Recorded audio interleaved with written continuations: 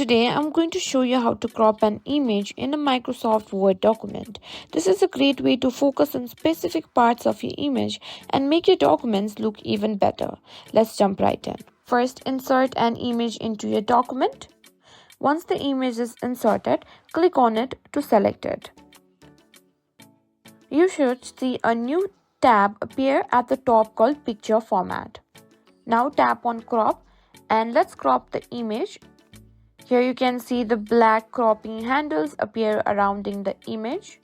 Click and drag the handles to crop the images to your desired size. You can crop from any side, top, bottom, left or right. Once you're happy with how it looks, click anywhere outside the image or press ESC to apply the crop.